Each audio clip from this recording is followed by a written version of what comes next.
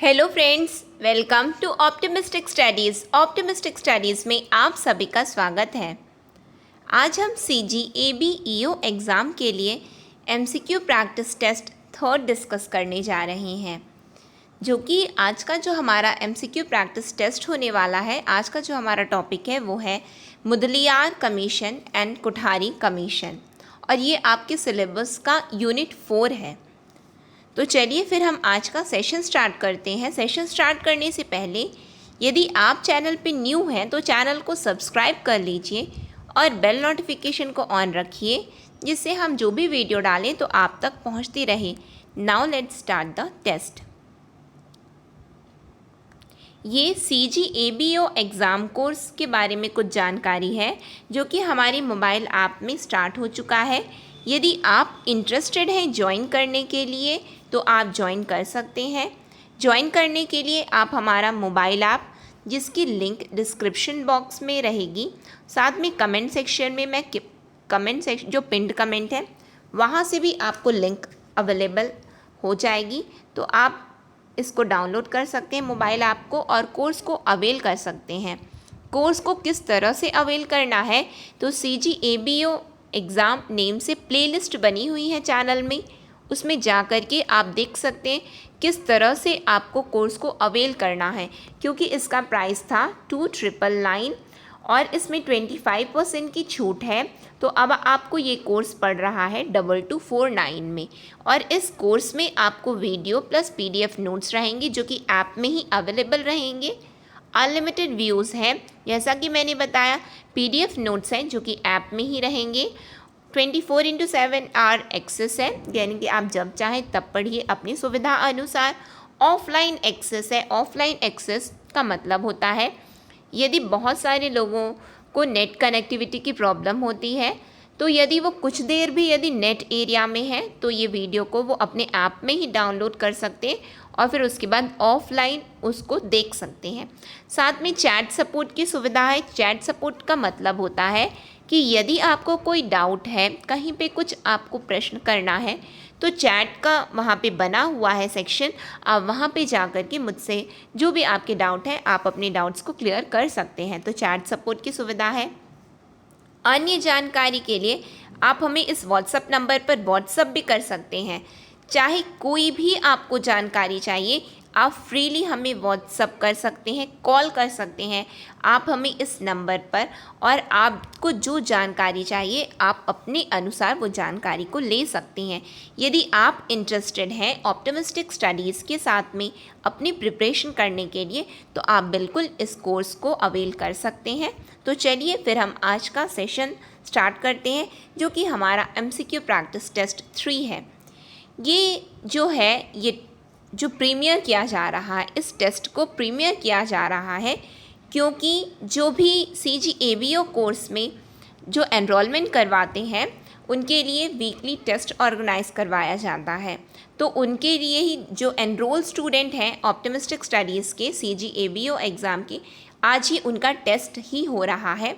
और I expect from each and every one कि आप सभी ये सेशन को अटेंड कर रहे हैं और अपने आंसर्स साथ में देते हुए चलेंगे, क्योंकि मैं आप सभी के आंसर्स को देख रही हूँ। भले ही ये प्रीमियर किया जा रहा है, बट मैं आप लोगों से जुड़ी हुई हूँ और मैं आपके आंसर्स को देख रही हूँ। तो आई एक्सपेक्ट कि आप सभी अपने आंसर्स को देंगे, जिन्होंने मुझसे पढ़ा है या फिर जिन्होंने नहीं भी पढ़ा है और वो सेल्फ प्रिपरेशन कर रहे हैं, वो भी साथ में अपना आंसर्स देते हुए चलेंगे। आपको जो पता है, जितना पता है आप उतना बताइए, उसके बाद मैं आपको ज़रूर एक्सप्लेन करूँगी। तो चलिए फिर हम आज का सेशन स्टार्ट करते हैं।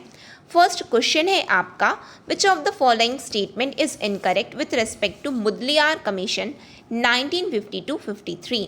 मुदलियार शिक्षा आयोग 1952-53 के संबंध में निम्नलिखित में से कौन सा कथन गलत है? The point to be noted here is that गलत है पूछ रहा है आपसे, इनकरेक्ट स्टेटमेंट पूछ रहा है। आपके ऑप्शंस हैं to study pay scale and service condition of secondary school teachers, to study condition of secondary schools in every province, to study examination system of primary level, to study problems of secondary education in every province and suggest their remedies। माध्यमिक विद्यालय के शिक्षकों के वेतनमान और सेवा शर्तों का अध्ययन करना, प्रत्येक प्रांत में माध्यमिक विद्यालयों और स्थिति का अध्ययन करना, प्राथमिक स्तर की परीक्षा प्रणाली का अध्ययन करना, प्रत्येक प्रांत में माध्यमिक शिक्षा की समस्याओं का अध्ययन करना और उनके उपाय सुझाना। मैं 10 सेकेंड के लिए वेट कर रही हूँ, रुक रही हूँ, पॉज कर रही हूँ, आप अपने आंसर्स दे लीजिए।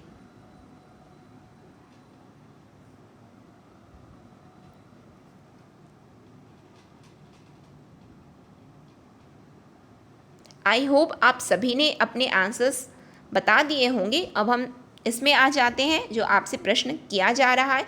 इसमें बोला जा रहा है कि मुदलियार शिक्षा आयोग, पहली बात तो जिन्होंने नहीं पढ़ा है या फिर जो सेल्फ प्रिपरेशन कर रहे हैं वो ध्यान से सुनिए। जिन्होंने पढ़ा है उनको तो पता है ये सब, ठीक है, ये उनके लिए एक्सप्लेनेशन नहीं है, उनको तो डायरेक्टली अपने आंसर्स को मिलाना है कि उन्होंने जो बताया वो सही है कि नहीं। तो जो मुदलियार शिक्षा आयोग है वो 1952-53 में आया था, इसका गठन हुआ था। अब इसमें इन्होंने जो सिफारिशें की थी उसके संदर्भ में यदि हम बात करें तो इन्होंने बात किया था टू स्टडी पे scales and service condition of secondary school teachers, यानी कि इन्होंने माध्यमिक विद्यालयों के शिक्षकों के वेतनमान और सेवा शर्तों का अध्ययन किया था, बिल्कुल किया था इन्होंने, ठीक है। फिर इन्होंने बोला था कि प्रत्येक प्रांत में जो माध्यमिक विद्यालयों की स्थिति का इन्होंने उसका भी अध्ययन किया, यानी कि प्रत्येक प्रांत कहाँ की, भारत के प्रत्येक प्रांत में माध्यमिक विद्यालयों की स्थिति का अध्ययन किया था, ठीक है। फिर उसके बाद यहाँ पे आ रहा है प्राथमिक स्तर, प्राइमरी लेवल। और यदि आपने अच्छे से पढ़ा है मुदलियार कमीशन को या फिर आपने केवल सुना है या फिर यूट्यूब का मेरा लेक्चर 1 अटेंड किया है तो भी आप इस क्वेश्चन का आंसर बता सकते हैं। पूछिए कैसे बता सकते हैं, क्योंकि जो मुदलियार कमीशन जो कि 1952-53 में गठित हुई थी, आई थी, ये आयोग का दूसरा नाम क्या है, सेकेंडरी कमीशन। क्या नाम है इसका, सेकेंडरी एजुकेशन कमीशन है, माध्यमिक आयोग, माध्यमिक शिक्षा आयोग इसका नाम है।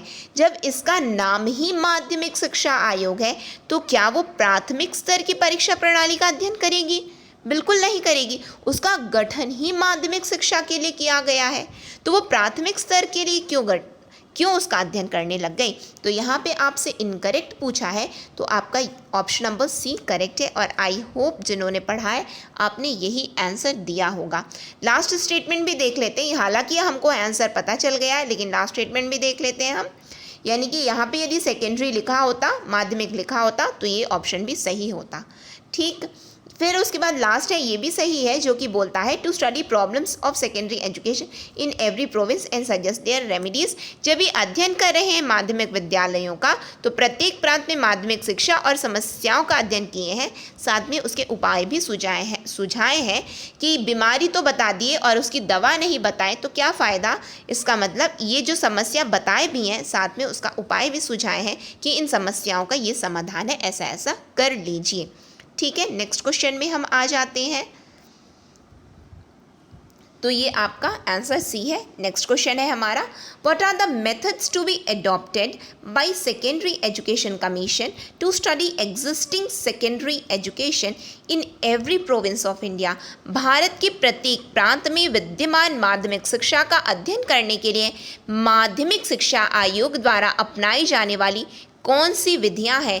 प्रश्नावली विधि, साक्षात्कार विधि, ए और बी दोनों, door to door survey, questioner method, interview method, both A and B, door to door survey. मैं पॉज कर रही हूँ, आप अपने आंसर दे दीजिए।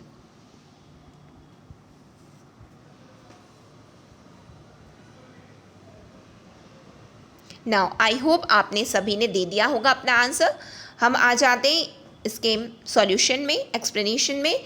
यहाँ पे जो आपका आंसर है, पहले मैं आपको आंसर बता देती हूँ। आंसर है both A and B. Both A and B कैसे है, अब आप सुनिए, एक्सप्लेनेशन सुनिए। क्या है कि यदि आपके एग्जाम में चाहे मुदलियार आयोग बोले या फिर माध्यमिक शिक्षा आयोग बोले या फिर माध्यमिक शिक्षा आयोग बोले, आपको ये याद रखना है कि ये दोनों एक ही आयोग है जिसका नाम माध्यमिक शिक्षा आयोग भी है और इसका नाम मुदलियार कमीशन भी है। मुदलियार आयोग भी है, यानी कि ये दोनों एक ही हैं, यानी कि सोनू भी वही, चिंटू भी वही, ऐसा होता है ना, नाम एक ही व्यक्ति एक ही नाम, ठीक है, एक व्यक्ति का दो नाम, ठीक है। तो ये वैसे ही ये आयोग है और इसके दो नाम हैं, ठीक है, एक मुदलियार आयोग इसी को बोलते हैं और माध्यमिक शिक्षा आयोग भी इसी का नाम है। फिर बात यहाँ पे आपसे पूछा जा रहा है कि माध्यमिक शिक्षा का तो इन्होंने अध्ययन किया है, लेकिन उस अध्ययन के लिए इन्होंने किन विधियों का उपयोग किया है, किस विधि का उपयोग करके ये अध्ययन कर रहे हैं। तो इन्होंने क्या किया है, प्रश्नावली विधि अपनाई है और साक्षात्कार विधि अपनाई है, यानी कि ये लोगों से पूछते थे, अच्छा आप जो पढ़ रहे हैं तो क्या है, कैसा है, तो वो सामने वाला व्यक्ति बताता था, यानी कि वो क्वेश्चन आंसर फॉर्म में बोलते थे। साक्षात्कार यानी कि डायरेक्ट इंटरव्यू बुला करके डायरेक्ट इंटरव्यू कि आप जो पढ़ रहे हैं क्या है, कैसा है। तो इस तरह से वो अध्ययन कर रहे थे, क्योंकि अपना अध्ययन कर रहे थे, तो इसीलिए जो आपका यहाँ पे आंसर है बोथ ए और बी है, ठीक है। अब बात आती है, ये आपके एग्जाम पॉइंट ऑफ व्यू से बहुत इंपॉर्टेंट है, तो उसको भी सुन लीजिए। ये जो आपका लास्ट ऑप्शन लिखा है डोर टू डोर सर्वे, उसका क्या मतलब है, यहाँ पे तो आंसर सी है, लेकिन आप जो डोर टू डोर सर्वे देख रहे हैं वो कौन करता है, ये आपके एग्जाम पॉइंट ऑफ व्यू से इंपॉर्टेंट है, इसलिए मैं आपको बता रही हूँ, ध्यान से सुनिए। जो क्या होता है, असर की रिपोर्ट आती है, और ये असर रिपोर्ट क्या होती है, तो असर है एनुअल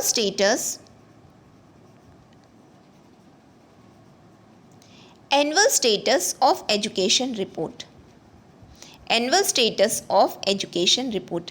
अब आप बोलेंगे ये क्यों बता रहे हो हमको, ये आपके एग्जाम में आ सकता है, ठीक है, इसलिए आपको बताया जा रहा है। ये केवल ग्रामीण क्षेत्रों के लिए ये रिपोर्ट पब्लिश की जाती है। ये एक प्रकार का सर्वे है जो असर के रूप में ये एक रिपोर्ट है। करता कौन है, तो प्रथम फाउंडेशन करते हैं, ठीक है, प्रथम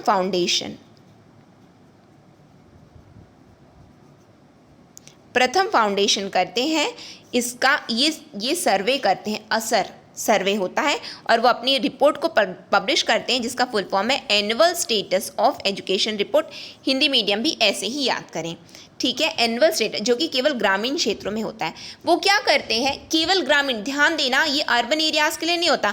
एग्जामिनर आपको घुमा सकता है कि क्या ये शहरी क्षेत्रों के लिए भी है क्या, तो ये शहरी क्षेत्रों के लिए नहीं होता है, ये केवल और केवल ग्रामीण क्षेत्रों के लिए होता है। और इसमें ये करते क्या है, प्रथम फाउंडेशन, तो असर सर्वे के तहत में ये क्या करते हैं कि ये डोर टू डोर यानी कि लोगों के घर घर जाते हैं और क्या पूछते हैं, ये पूछते हैं क्या आपके बच्चे को पढ़ना आता है, क्या आपके बच्चे को पढ़ना आता है, रीडिंग आती है क्या आपके बच्चे को। और केवल पूछ नहीं लिया कि माता पिता बोलते हैं हाँ मेरे बच्चे को तो सब आता है, ऐसा कुछ नहीं होता है इसमें। ये बच्चों से बोलते हैं, पढ़ने के लिए बोलते हैं बच्चों को, ठीक है। ये बोलते हैं कितने साल तक के बच्चों के, 5 से लेकर के 16 साल के वर्ष के बच्चों के लिए होता है। 5 से लेकर के 16 साल के बच्चों से ये पूछते हैं, ठीक है, कि इसको आप पढ़ के बताइए। यदि वो पढ़ लिए तो इसका मतलब ये उस क्राइटेरिया में, यानी कि ठीक है आपको पढ़ना आता है।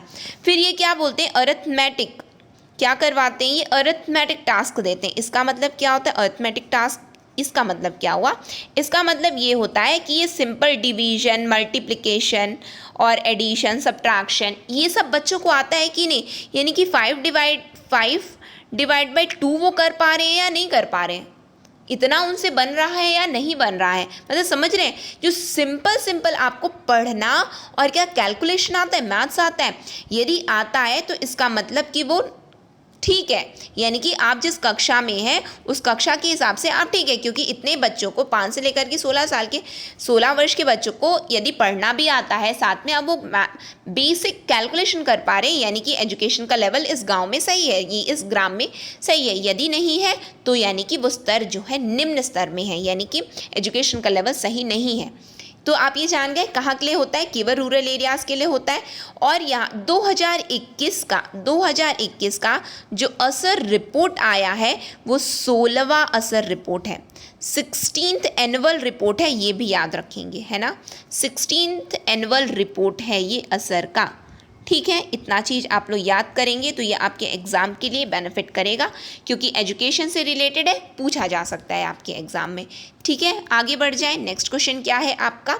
तो नेक्स्ट क्वेश्चन है आपका, which of the following statement is correct with respect to the suggestions given by Mudaliar commission. माध्यमिक शिक्षा के संगठन के संबंध में मुदलियार आयोग द्वारा दिए गए सुझावों के संबंध में निम्नलिखित में से कौन सा कथन सत्य है? यह 11 से 17 वर्ष की आयु वर्ग के बच्चों के लिए होना चाहिए। इसकी अवधि 7 वर्ष होनी चाहिए। इसे 2 भागों में विभाजित किया जाना चाहिए, जूनियर सेकेंडरी स्टेज जो कि 3 साल का और हायर सेकेंडरी स्टेज 4 साल का, उपरोक्त सभी। It should be for children in the age group of 11 to 17 years. Its duration should be 7 years. It should be divided into 2 parts, junior and higher, which are 3 years and 4 years, all of the above. Pause कर रही हूं मैं, आप अपने answer दे दीजिए।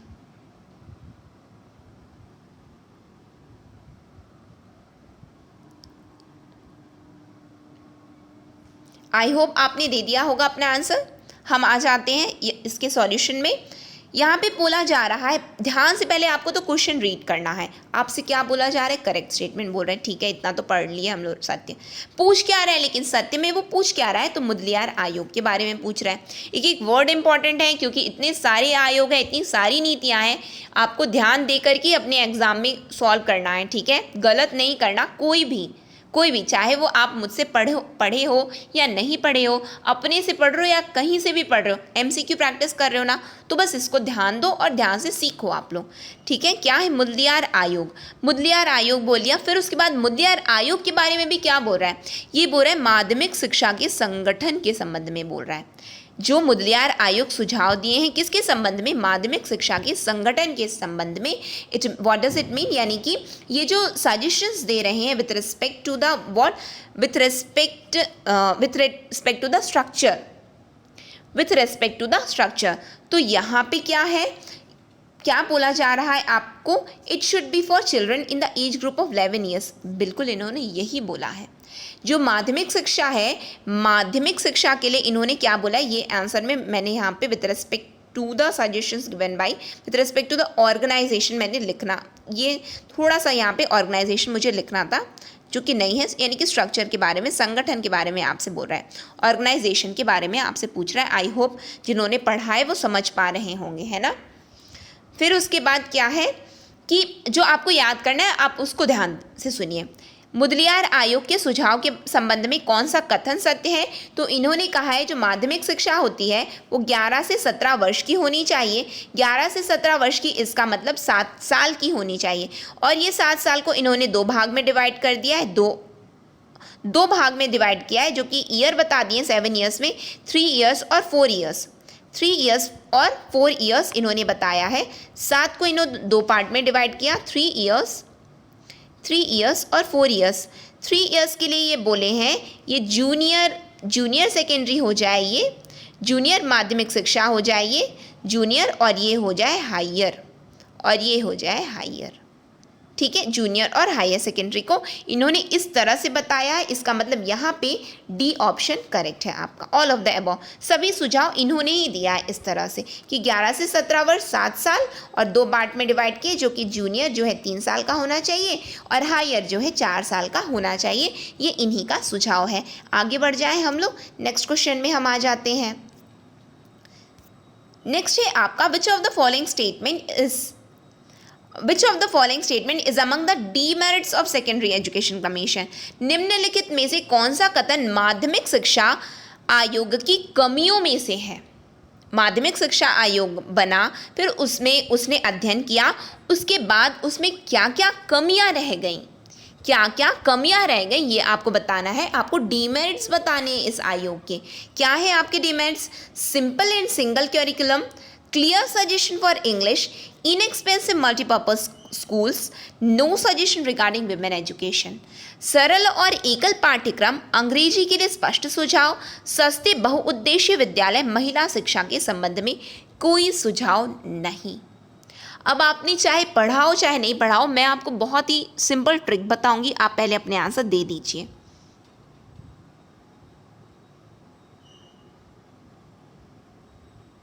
आई hope आपने दे दिया होगा। हम आ जाते हैं इसके सॉल्यूशन में विथ एक्सप्लेनेशन। मैंने क्या कहा, आपने चाहे पढ़ा हो चाहे नहीं पढ़ा हो, मैं आपको बताऊंगी कि आप किस तरह से इसको सॉल्व कर सकते हो। अब पढ़ो, केवल स्टेटमेंट को पढ़ करके आप जान सकते हैं। ये बोल रहा है कमियाँ। कमियाँ मतलब नकारात्मक चीज़ें होती हैं, है ना, नेगेटिव चीज़ें होती हैं। क्या सरल और एकल पाठ्यक्रम, सरल जहाँ पे आ गया, क्या ये पॉजिटिव लाइन नहीं है? क्या ये पॉजिटिव लाइन नहीं है? बिल्कुल है। इसका मतलब ये तो कमियां हो ही नहीं सकता। क्या ये नकारात्मक चीज़ है? क्या नेगेटिव लाइन है? बिल्कुल नहीं है। सरल और एकल पाठ्यक्रम कैसे नकारात्मक हो सकता है? नहीं। कुछ चीज़ सरल है तो वो नकारात्मक है क्या? नहीं है। फिर अंग्रेजी के लिए यदि कोई स्पष्ट कोई कुछ बोल रहा है तो क्या उसकी कमियां है? वो आप स्पष्टवादी हैं तो क्या आपकी कमियां हैं? नहीं, वो आपकी पॉजिटिव थिंग है। क्या वो नेगेटिव थिंग नहीं है? तो ये भी नेगेटिव नहीं हुआ। सस्ते, जब सस्ते बोल दिया है, कोई शिक्षा यदि सस्ती है, फ्री एजुकेशन हो रही है या फिर कम में हो रहा है, तो क्या वो गलत चीज़ है? क्या नहीं, वो भी नेगेटिव नहीं है। फिर उसके बाद बोल रहे हैं महिला शिक्षा के संबंध में कोई सुझाव नहीं। नहीं तो क्लियर नकारात्मकता तो बिल्कुल झलक रही है नहीं के फॉर्म में। और यहाँ पे नकारात्मकता ही तो पूछी जा रही, कमियां पूछी जा रही है ना, डीमेरिट्स पूछा जा रहा है। तो क्या आपका ये ऑप्शन सही नहीं होगा? आप पढ़े नहीं हो, आप नहीं जानते हो कि डीमेरिट्स क्या है इस माध्यमिक शिक्षा आयोग के। लेकिन क्या आप केवल पढ़ कर के एलिमिनेशन के थ्रू ये आंसर को सॉल्व नहीं कर सकते हो क्या? बिल्कुल कर सकते हो, बिल्कुल कर सकते हो। आपसे नकारात्मक चीज़ पूछी जा रही है और ये तो किसी भी आयोग का ये तो बहुत अच्छे पॉइंट्स हैं। तो ये तो हो ही नहीं सकता ना आंसर डायरेक्टली। इसका मतलब option number D is the correct answer over here. D आपका सही आंसर है। फिर इसमें आपको नकारात्मकता मैं आपको बता देती हूँ, यानी कि डीमेरिट्स मैं आपको बता देती हूँ इनके क्या क्या है। तो यहाँ पे लिखा है सिंपल और सिंगल करिकुलम। तो ऐसा नहीं था। इन्होंने जो पाठ्य चर्चा सुझाया ना, इन्होंने अति भारित और विविध पाठ्यक्रम बता दिया था। इन्होंने ओवरबर्डन बता दिया, यानी कि बहुत सारा पाठ्यक्रम इन्होंने बता दिया। ओवरबर्डन कर दिए ये लोग, है ना। सिंपल करते करते ये तो बहुत ही ज़्यादा बता दिए। यानी कि आप कैसे समझ सकते हो, ये भी बुक ले लो, ये भी बुक ले लो, ये भी बुक ले लो, सब बुक को ले लो केवल ABCD पढ़ने के लिए। ऐसा होता है क्या? नहीं, एक ही बुक से ABCD पढ़ सकते हो तो पढ़ लो ना, इतनी सारी बुक से क्यों पढ़ना चाहते हो? तो यानी कि सिंपल करने चले थे लेकिन ये ओवरबर्डन कर दिए पाठ्यक्रम को, ठीक है। फिर उसके बाद सिंगल नहीं किए हैं, ये डाइवर्स कर दिए हैं, विविध कर दिए हैं पाठ्य चर्चा को, पाठ्यक्रम को, ठीक है। तो ये इनका क्या है, फर्स्ट डीमेरिट हुआ। फिर उसके बाद क्लियर सजेशन फॉर इंग्लिश, इन्होंने कोई इंग्लिश के लिए क्लियर सजेशन नहीं दिया था। इन्होंने ना जब अपना अध्ययन किया और उन्होंने सुझाव दिया है ना, तो ये बता ही नहीं पाए हैं अंग्रेजी को, ये अंग्रेजी को स्पष्ट भाषा में बता ही नहीं पाए। अंग्रेजी के लिए इन्होंने कोई स्पष्ट सुझाव नहीं दिया है। इन्होंने जो सुझाव दिया ना उसमें बहुत बार इन्होंने इंग्लिश या करके लिख दिया, और करके लिख दिया। जब आप पढ़ेंगे तो जानेंगे, यदि नहीं पढ़े हो तो मैं बोल रही हूँ, यदि पढ़े हो तो बहुत अच्छा है। तो आप जानेंगे इन्होंने कोई स्पष्ट सुझाव नहीं दिए। फिर इन्होंने ना सस्ते स्कूलों की बात तो की ही नहीं थी। जब कोई भी स्कूल मल्टीपर्पज़ हो गया, यानी कि एक ही स्कूल में सब कुछ हो जाएगा, वहीं पे आर्ट्स है, डांसिंग है, फिर उसके बाद प्लेइंग है, सब कुछ है वहीं पे, तो वो सस्ता कहाँ से हो जाएगा? कहाँ से हो जाए? बड़े बड़े शिक्षण संस्थान में आप जाते हैं तो सस्ते कहाँ हैं वो तो अपनी इंफ्रा के पैसे ले लेते हैं कि नहीं। फिर उसके बाद बोलते हैं हम ना ये फैसिलिटी अपने स्कूल में दे रहे हैं। आप जान रहे होंगे अपने स्कूल में यदि वो जो फैसिलिटी देते हैं उसका पैसा ले लेते हैं, लाखों में तो जाता है, उनकी फ़ीस जाती है, एडमिशन फ़ीस जाती है।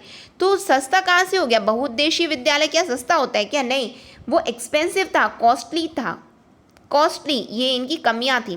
फिर उसके बाद ये तो बिल्कुल सही है, इन्होंने ना महिला शिक्षा के बारे में कुछ भी सुझाव नहीं दिया, कुछ भी सुझाव नहीं दे पाए थे ये, ठीक है। केवल एक चीज़ बता पाए थे कि होम साइंस जो होता है ना, होम साइंस केवल लड़कियों के लिए है और किसी के लिए नहीं, होम साइंस लड़कियों के लिए, बस इतना ही बता पाए। बाकी महिला शिक्षा के लिए इन्होंने कोई बात ही नहीं की। तो ये सब इनकी कमियां हैं। ये एक्सप्लेनेशन केवल और केवल उनके लिए है जो अपने से पढ़ रहे हैं या फिर और कहीं से पढ़ रहे हैं, ठीक है। आगे आ जाए हम लोग। नेक्स्ट क्वेश्चन क्या है हमारा? नेक्स्ट है हमारा, when did Mudaliar commission presented its report? Mudaliar आयोग ने अपनी रिपोर्ट कब प्रस्तुत की? 23 सितंबर 1952, 29 सितंबर 1953, 29 अगस्त 1953, 23 अगस्त 1953। बताइए, मैं रुक रही हूँ, पॉज कर रही हूँ मैं।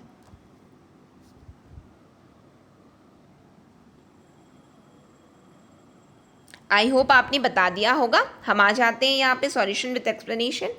तो पहली बात तो प्रेजेंट तो तब करेंगे ना जब आपको ये पता है कि इसका गठन कब हुआ, मुदलियार का गठन कब हुआ, फिर उसके बाद ये रिपोर्ट पब्लिश करेंगे ना, अपनी प्रेजेंट करेंगे, पेश करेंगे। तो आपको ये याद रखना है, ये जो 23 सितंबर 1952 है ना, उस दिन ये मुदलियार आयोग का गठन हुआ है। कब? 23 सितंबर 1952 को।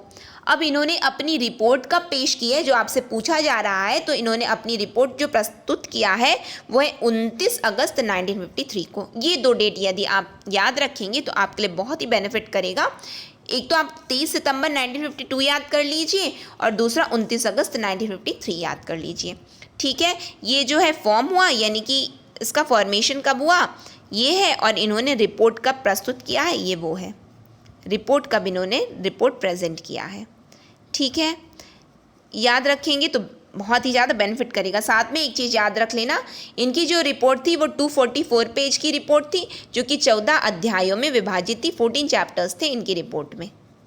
ठीक है, ये एक एक्स्ट्रा इन्फॉर्मेशन है, इसको भी आप लोग यदि नोट डाउन कर रहे हैं तो नोट डाउन कर लीजिए। ठीक है, नेक्स्ट क्वेश्चन में हम आ जाएं।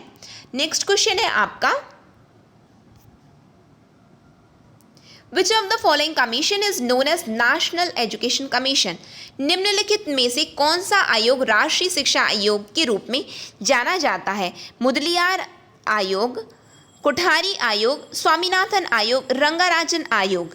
बताइए, मैं पॉज कर रही हूँ।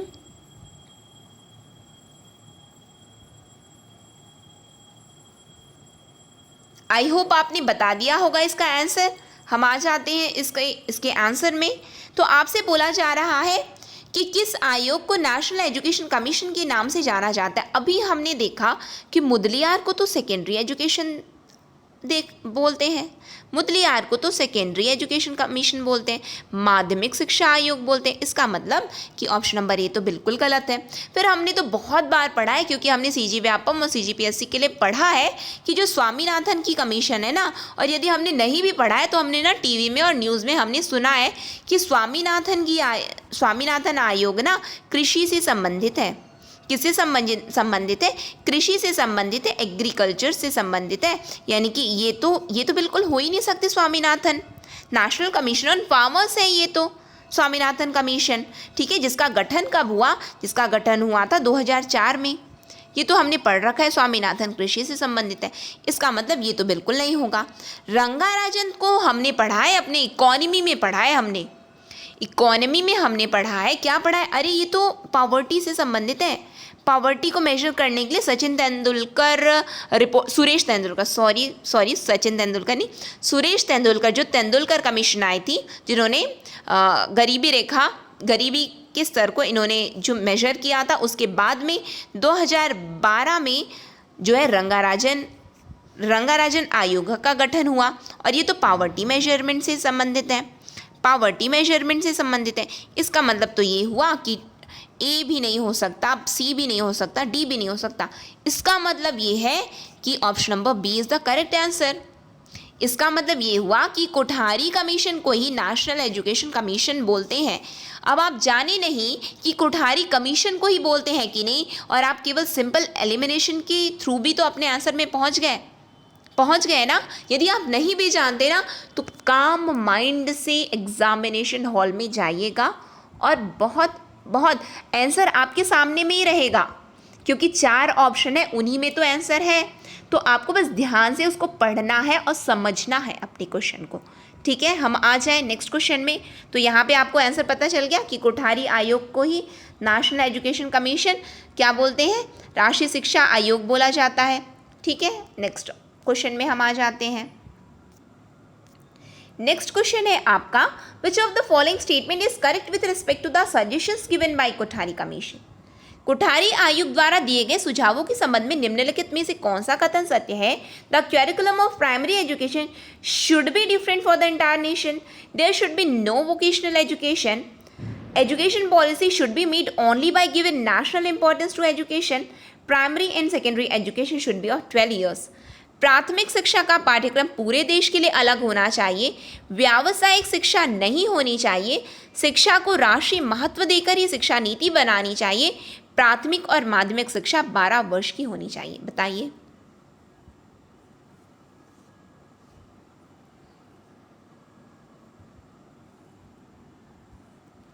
आई होप आपने बता दिया होगा। हम आ जाते हैं सॉल्यूशन में। यहाँ पे आपसे बोल रहा है सत्य, आंसर में आते हैं हम लोग। करेक्ट स्टेटमेंट पहली बात तो पूरा है बोल रहा है, फिर वो कोठारी आयोग के बारे में बोल रहा है, अब कोठारी आयोग के सुझावों के बारे में पूछ रहा है। ठीक है, अब ये आप ना, अब यहाँ पे एलिमिनेशन नहीं चलेगा यहाँ पे आपका, यानी कि मैं बिल्कुल यहाँ पे नहीं बोलूँगी यदि आपने नहीं पढ़ा है तो आप बना पाओगे, नहीं बना पाओगे। अब यदि आपने पढ़ा है तो ही बना पाओगे, नहीं पढ़े हो तो नहीं बना पाओगे। सुन लीजिए कैसे। यहाँ पे क्या बोला जा रहा है कि curriculum of primary education should be different for the entire nation. ऐसा कुछ भी इन्होंने नहीं बोला था। इन्होंने बोला कि जो प्राथमिक शिक्षा है वो पूरे देश में एक जैसी होनी चाहिए, सेम होनी चाहिए, एक जैसी होनी चाहिए, समान होनी चाहिए, एक जैसी होनी चाहिए प्राथमिक शिक्षा पूरे देश में। ठीक है, फिर उसके बाद इन्होंने इसमें लिखा हुआ है, इन्होंने बोला है कि कोई व्यावसायिक शिक्षा नहीं होनी चाहिए, जबकि ऐसा नहीं है। इन्होंने तो एकदम क्लियरली मेंशन किया है कि वोकेशनल एजुकेशन होनी चाहिए, व्यावसायिक शिक्षा होनी चाहिए, इन्होंने बोला है। ठीक है, फिर उसके बाद नेक्स्ट ऑप्शन में आ जाते हैं। यहाँ पे बोला जा रहा है कि जो एजुकेशन पॉलिसी है वो इस तरह से होनी चाहिए जो शिक्षा को राष्ट्रीय महत्व देकर के ही शिक्षा नीति को बनाना चाहिए, यानी कि शिक्षा का राष्ट्रीय महत्व होना चाहिए, नेशनल इंपॉर्टेंस होना चाहिए शिक्षा का, तभी आप किसी शिक्षा नीति को बनाइए, वरना मत बनाइए। तो ये बिल्कुल सही है, ये बिल्कुल सही है, यानी कि आपका जो आंसर है वो सी है। डी को भी देख लें, ये क्यों गलत हो गया, ये क्यों गलत हुआ पता चला आपको, क्योंकि यहाँ पे डिफरेंट उन्होंने नहीं बोला। उन्होंने बोला जो प्राथमिक शिक्षा होनी चाहिए ना पूरे देश में समान होनी चाहिए, एक जैसी होनी चाहिए, यानी कि सभी राज्यों में जो प्राथमिक शिक्षा है वो एक जैसा करवाओ। ठीक, फिर उन्होंने बोला कि व्यावसायिक शिक्षा होनी चाहिए, लेकिन इसमें लिखा है नहीं होनी चाहिए, तो ये भी गलत हो गया। फिर इन्होंने क्या कहा, जो प्राथमिक और माध्यमिक शिक्षा है ना वो 10 वर्षों की होनी चाहिए, इसमें 12 लिखा है, इसलिए ये गलत हो गया। 10 वर्षों का इन्होंने सुझाव दिया, 12 इन्होंने नहीं बोला है। ठीक है, तो यहाँ पे ये भी गलत हो गया, तो इसका मतलब ये करेक्ट है, और ये आंसर आप पढ़े नहीं हो तो नहीं बना पाओगे। ठीक है, नेक्स्ट क्वेश्चन में हम आ जाए, तो यानी कि यहाँ पे आंसर क्या है आपका, आंसर सी है। नेक्स्ट है आपका question, as per National Education Commission, secondary stage can be studied under how many categories and what are they? राष्ट्रीय शिक्षा आयोग के अनुसार माध्यमिक स्तर का अध्ययन कितनी श्रेणियों के अंतर्गत किया जा सकता है और वे क्या हैं? 2 श्रेणियां पूर्व प्राथमिक और प्राथमिक चरण, 3 श्रेणियां पूर्व प्राथमिक, प्राथमिक और माध्यमिक चरण, 4 श्रेणियां पूर्व प्राथमिक, प्राथमिक, माध्यमिक और उच्चतर माध्यमिक स्तर, 2 श्रेणियां लोअर सेकेंडरी और higher secondary stage, 2 categories pre primary, primary, 3 categories pre primary, primary secondary stage, 4 categories pre primary, primary secondary higher secondary, 2 categories lower secondary higher secondary. बताइए, मैं पॉज कर रही हूँ।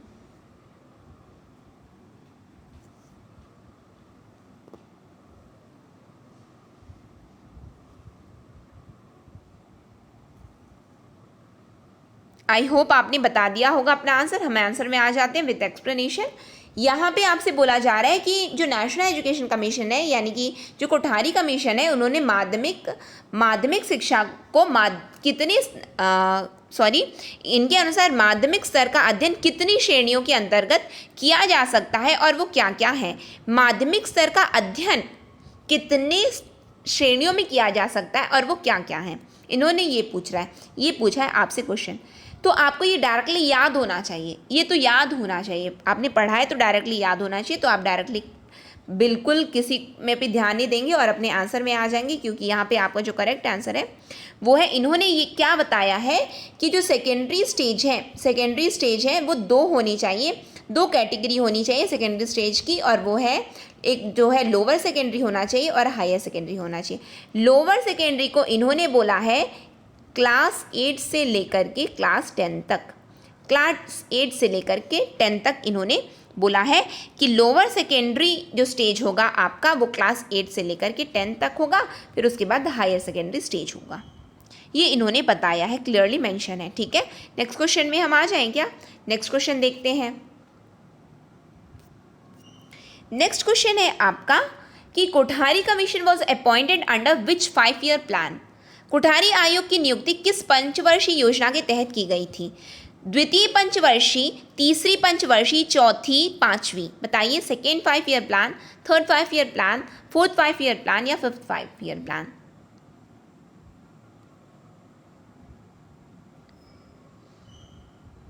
आई होप आपने बता दिया होगा। हम आ जाते हैं आंसर में। यहाँ पे आप ध्यान दे रहे हैं, मैं कहीं पे कोठारी लिख दे रही हूँ, कहीं पे मैं राष्ट्रीय माध्यमिक आयोग लिख रही हूँ। क्यों ऐसा लिख रही हूँ, उसका कारण है जिससे आपको ना बिल्कुल दिमाग में छप जाए कि जो नेशनल एजुकेशन कमीशन है वो यानी कि राष्ट्रीय शिक्षा आयोग है, वही कोठारी आयोग है। बिल्कुल छप जाना चाहिए आपके दिमाग में, इसीलिए मैंने अलग अलग, कहीं पे मैंने कोठारी लिख दिया तो कहीं पे मैंने नेशनल एजुकेशन कमीशन लिखा है। जो आपको याद करना है वो ये है कि कोठारी कमीशन 1964 से लेकर के 66 तक का है। 64 से लेकर के 66 तक का है। इसका मतलब उस समय कौन सा पंचवर्षीय, यदि आपको केवल इतना पता है कि उस समय कौन सी पंचवर्षीय योजना चल रही थी तो आप क्या अपने आंसर में नहीं पहुंच सकते हैं क्या? केवल आपको ये पता है कि कोठारी कमीशन 64 से 66 में था कोठारी आयोग का कार्यकाल, तो इसका मतलब वो क्या है, थर्ड 5 ईयर प्लान के अंतर्गत। क्योंकि थर्ड 5 ईयर कब से कब तक का था, तो 1961 से लेकर के 66 तक का था। इसका मतलब इसी पंचवर्षीय योजना के तहत में कोठारी आयोग का गठन हुआ था। अब हम डेट को भी थोड़ा देख लेते हैं, क्योंकि मैंने तो आपको बता दिया यहाँ पे ऑप्शन नंबर बी आपका करेक्ट है। ऑप्शन नंबर बी आपका करेक्ट है। लेकिन क्या हम डेट भी याद कर लें कि कोठारी आयोग कब गठित हुआ, के बाद उसने अपनी रिपोर्ट कब पेश की? तो 14 जुलाई 1964 को इसका गठन हुआ है कोठारी आयोग का, और 29 जून 1966 को इन्होंने अपनी रिपोर्ट पेश की है। इसके चेयरमैन कौन थे कोठारी आयोग के? तो DS कोठारी, जिनका पूरा नाम है दौलत सिंह कोठारी। ठीक है। इस आयोग में कुल कितने सदस्य थे? तो कुल 17 सदस्य थे, 17 मेंबर्स थे। ठीक है। नेक्स्ट क्वेश्चन आ जाए, ये उनके लिए है जो लोग नहीं पढ़े या अपने से पढ़ रहे हैं तो याद कर लें वो कब गठन हुआ। तो 14 जुलाई 1964, रिपोर्ट कब इन्होंने पेश की? तो 29 जून 1966 में। ठीक। नेक्स्ट क्वेश्चन में हम आ जाते हैं। नेक्स्ट क्वेश्चन है आपका, जो कि आज के टेस्ट का लास्ट क्वेश्चन है, वो है what are the educational defects at the time of appointment of Kothari commission. Kothari आयोग की नियुक्ति के समय शैक्षिक दोष क्या थे? शैक्षिक दोष क्या थे उस समय? क्योंकि आयोग आया है ना, तो अध्ययन करने के लिए आया है, तो क्यों आया? कुछ कमियां हैं इसीलिए तो उसने अध्ययन किया है ना। तो आपके ऑप्शन है कृषि को अपर्याप्त महत्व, राष्ट्रीय पुनर्निर्माण से कोई जुड़ाव नहीं, चरित्र पर कोई जोर नहीं, उपरोक्त सभी, inadequate importance to agriculture, not connected with national reconstruction, no emphasis on character formation, all of the above। अब मैं यहाँ पे बोलूँगी, यदि आप नहीं भी जानते ना, मैं पॉज कर रही हूँ, आप बताइए।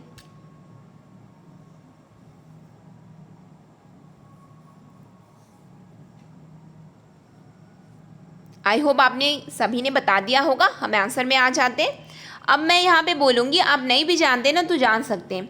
आपसे बोल रहे डिफेक्ट्स, बोल रहे अगेन ये कुछ नकारात्मकता वाली बात कर दिया है, अगेन ये दोष की बात कर दिया, और दोष यानी कि कोई तो कमियां ही रहती हैं। कृषि को अपर्याप्त, ये तो एक नेगेटिव सेंटेंस हुआ, तो हाँ यार ये तो हो सकता है, भले ही हम नहीं पढ़े लेकिन अपर्याप्त लिखा है और दोष बोल रहा है तो ये हो तो सकता है।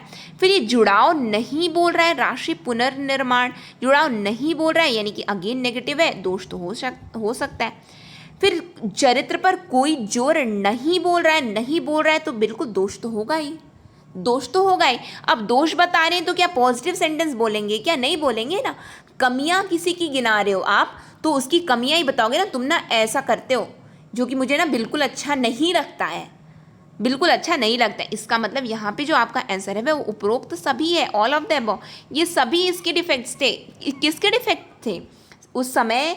जो एजुकेशनल डिफेक्ट्स है, शैक्षिक दोष उस समय के यही सब थे, यानी कि कृषि में कोई अपर्याप्त महत्व नहीं दिया जाता था, inadequate importance to agriculture, agriculture से तो कुछ संबंधित ही नहीं था शिक्षा। फिर राष्ट्रीय पुनर्निर्माण की कोई तो भावना ही नहीं थी, और चरित्र निर्माण के बारे में तो कोई बोलता ही नहीं था। और क्या था, एक डिफेक्ट और था, चरित्र निर्माण की बात नहीं बोलते थे, केवल ना बोलते थे शैक्षणिक, टू मच एकेडमिक्स, यानी कि बहुत ज़्यादा, केवल टू मच एकेडमिक्स भी एक उस समय के एक एजुकेशनल डिफेक्ट्स थे, यानी कि केवल ना किताबी कीड़ा बनो बोलते थे, किताबी कीड़ा, टू मच एकेडमिक, केवल शैक्षणिक स्तर की बस बात करते थे, बाकी कुछ नहीं पढ़ाते थे। जो सिलेबस में हो गया बस उतना पढ़ो, जाओ टाटा बाय बाय, कोई और कुछ एक्स्ट्रा नहीं बताएंगे। तो ये सब डिफेक्ट्स थे। तो ये उपरोक्त सभी आपके आंसर हैं। तो यहाँ पे आई होप आपने यही बताया भी होगा। तो यहाँ पे हमारा जो है ये कंप्लीट होता है आज का टेस्ट। ये टेस्ट आपको कैसा लगा? यदि अच्छा लगा हो तो प्लीज़ लाइक कीजिए, ज़्यादा से ज़्यादा लोगों तक शेयर कीजिए, क्योंकि आप जितना ज़्यादा शेयर करेंगे वो हमको और भी ज़्यादा मोटिवेट करेंगे कि हम यूट्यूब में आपके लिए और भी वीडियो लेकर के आएँ। साथ में यदि आपने चैनल को सब्सक्राइब नहीं किया है तो चैनल को सब्सक्राइब कर लीजिए और बेल नोटिफिकेशन को ऑन रखिए, जिससे हम जो भी वीडियो डालें तो आप तक पहुंचती रहे। और साथ में अगेन मैं आपको बताना चाहती हूँ, यदि आप इंटरेस्टेड हैं CG ABEO एग्ज़ाम के प्रिपरेशन ऑप्टिमिस्टिक स्टडीज़ के साथ में करने के लिए, और यदि आपको समझ में आ रहा है, आपको समझ में, क्योंकि आपकी समझ इम्पॉर्टेंट है, मेरा पढ़ाना इम्पॉर्टेंट नहीं है, ठीक है, कि मैं क्या पढ़ा रही हूँ क्या नहीं, आपको समझ में आ रहा है कि नहीं, जो मैं पढ़ा रही हूँ आपको यदि समझ में आ रहा है तो आप बिल्कुल ज्वाइन कर सकते हैं, क्योंकि फ़ीस जो है 2249 है। तो आप इंटरेस्टेड हैं तो ज्वाइन कर सकते हैं, जो कि आप मोबाइल ऐप की लिंक मैं डिस्क्रिप्शन बॉक्स में भी अवेलेबल करवा दूँगी, साथ में मैं कमेंट सेक्शन में भी पिन करवा दूँगी, और आप हमें इस नंबर पर व्हाट्सअप डायरेक्टली कर सकते हैं, कॉल कर सकते हैं।